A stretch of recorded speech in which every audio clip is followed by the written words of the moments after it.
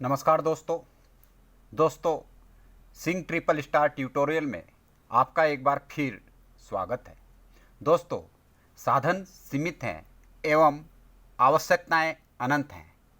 कभी ना कभी हर व्यक्ति को अपनी आकस्मिक आवश्यकताओं की पूर्ति करने हेतु धन की आवश्यकता होती है। इस धनराशि को यदि हम अपने किसी परिचित से लेते हैं तो उसे उधार ली गई राशि किस्तों में वापस नहीं की जा सकती एवं एक साथ ज़्यादा राशि वापस कर पाना संभव नहीं होता है। साथ ही किसी परिचित से धन उधार लेने पर यह भी संभावना बनी रहती है कि न जाने कब वह अपनी धनराशि वापस लेने हेतु कहे और हमारे पास उस वक्त उसको वापस करने के लिए धनराशि उपलब्ध न हो। दोस्तों, कुछ आवश्यकताएं ऐसी होती हैं जिनकी पूर्ति किया जाना आवश्यक होता है एवं इनकी पूर्ति हम अपनी सीमित आय के साधन से करने में असमर्थ रहते हैं। इन आवश्यकताओं की पूर्ति के लिए हमें ऐसे सोर्स की आवश्यकता होती है जहां से हमें पैसा भी मिल जाए एवं इस पैसे की अदायगी हम अपनी मासिक आय से कुछ बचत करते रहें। दोस्तों, इसी को ध्यान में रखते हुए भारत में बैंकों और कुछ फाइनेंशियल इंस्टीट्यूशंस द्वारा विभिन्न प्रकार के लोन दिए जा रहे हैं। इनमें से कुछ लोन इस प्रकार से हैं: loan against property, vehicle loan, loan against securities, home loan, title loans, loan against fixed deposit, loan against insurance, working capital loans, gold loans, personal loans, short term business loan, education loan, credit cards, cash loan और agriculture loan. दोस्तों, इस video में bank से मिलने वाले व्यक्तिगत loan यानी personal loan के बारे में हम जानेंगे। भारत में जितने भी लोन हैं उसमें पर्सनल लोन को सबसे अधिक लोग लेते हैं।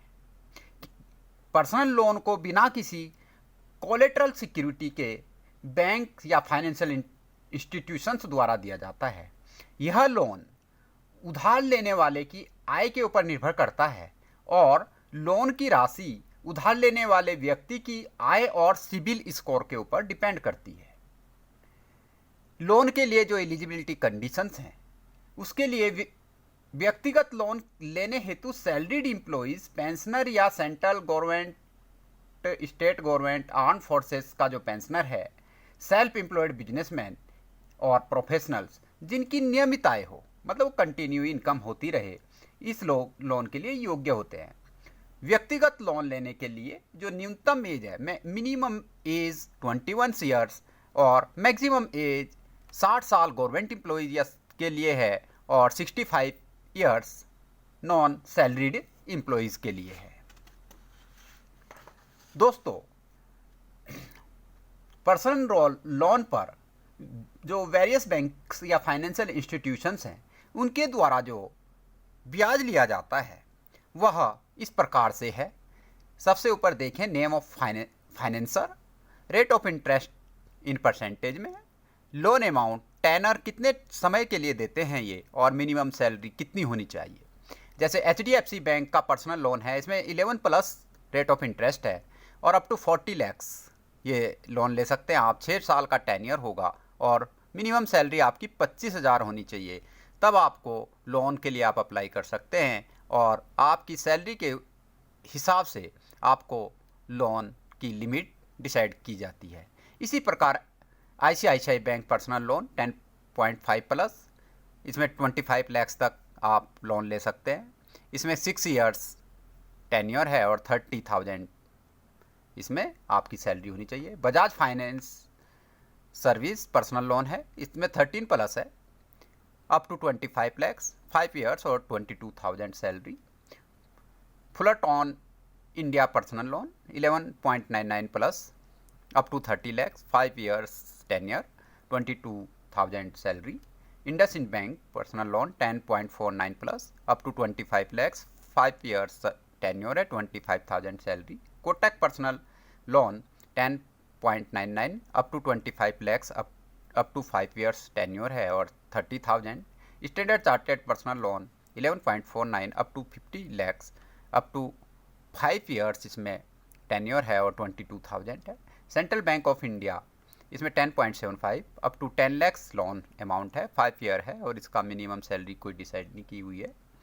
बंधन bank personal loan 10.5 plus up to 15 lakhs loan limit और 5 ईयर्स टेन्योर, इसमें भी डिसाइड नहीं है। SBI क्यूब पर्सनल लोन है 14.60 के ना है, अप टू 20 लैक्स अमाउंट है, अप टू 6 ईयर्स टेन्योर है और 15,000 मिनिमम सैलरी होनी चाहिए। दोस्तों, ये जो डाटा है ये नेट से लिया गया है, इसमें भिन्नता हो सकती है, इसलिए जब भी आप बैंक या कहीं किसी फाइनेंशियल इंस्टीट्यूशन में जाएं तो अपना पर्सनल विवेक से पर्सनल उस पर डिस्कस करने के बाद जांच कर लें कि मुझे कौन सा लोन लेना होगा और प्रेजेंट रेट ऑफ इंटरेस्ट क्या है और इसकी बाकी अदर्स कंडीशंस क्या हैं। दोस्तों, पर्सनल लोन लेने के लिए जिन डॉक्यूमेंट्स की आवश्यकता होती है वह इस प्रकार से हैं: application form, proof of income, proof of identity, address proof, income tax return और copy of form 16, passport size photographs, copy of PAN या आधार।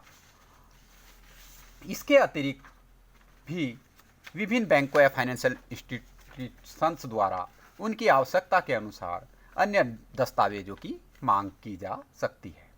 दोस्तों, पर्सनल लोन की किस्तें नियत तिथि पर भुगतान न करने पर, यानी अगर आप डिफ़ॉल्ट हो गए, आपकी कंटिन्यू किस्तें नहीं गई, तो बैंक कस्टमर को डाक, फ़ोन या ईमेल एक्सेट्रा से सूचित करता है कि आपकी किस्तें जमा नहीं हुई हैं, आप किस्तें जमा करें। और फिर भी यदि आप बैंक की किस्तें जमा नहीं करते हैं, लोन की किस्तें, तो थर्ड पार्टी को बैंक रिकवरी की कार्रवाई करने के लिए दे देता है। और लोन की किस्तें थर्ड पार्टी यह डिसाइड करती है कि लोन की किस्तें अगर 1 माह से ज़्यादा के लिए आपने नहीं दी हैं तो उस पर पेनल इंटरेस्ट के साथ आपसे वसूल करने की कार्रवाई करेंगी। और पेनल इंटरेस्ट क्या होगा? Penal interest 2% more than the rate of interest जिस पे आपने लोन लिया उससे 2% ज़्यादा होगा। और यदि 25,000 से कम आपने लोन लिया है तो आपको पेनल इंटरेस्ट नहीं लगेगा। पेनल इंटरेस्ट तभी लगता है जब 25,000 से अधिक आपका लोन अमाउंट है। दोस्तों, कोई भी लोन तभी लें जब आपको इसकी बहुत ज़्यादा आवश्यकता हो या आपको यह लगे कि पर्सनल लोन की राशि को आप ऐसे रोजगार या कार्य में लगाएंगे जहां नुकसान होने की बहुत कम संभावना है और आपका जो रोजगार है वह आपको एक अच्छा रिटर्न दे, क्योंकि इस पे जो इंटरेस्ट होता है उसका रेट ऑफ इंटरेस्ट थोड़ा ज़्यादा होता है, क्योंकि इसमें कोई कोलेटरल की ज़रूरत नहीं होती है, कोई सामान गिरवी रखने की ज़रूरत नहीं होती है। दोस्तों, इस प्रकार आप यदि चाहें तो पर्सनल लोन लेकर अपनी आवश्यकताओं की पूर्ति कर सकते हैं। दोस्तों, मैं अपने वीडियोस के माध्यम से आपको नई नई जानकारियाँ देता रहूँगा, इसलिए आप मेरे चैनल को सब्सक्राइब कर लें एवं अपने दोस्तों को भी शेयर कर सब्सक्राइब करने के लिए कहें, ताकि वह भी मेरे चैनल के माध्यम से नई नई जानकारियाँ हासिल कर लें और उनका लाभ उठा सकें। जय हिंद, जय भारत, धन्यवाद।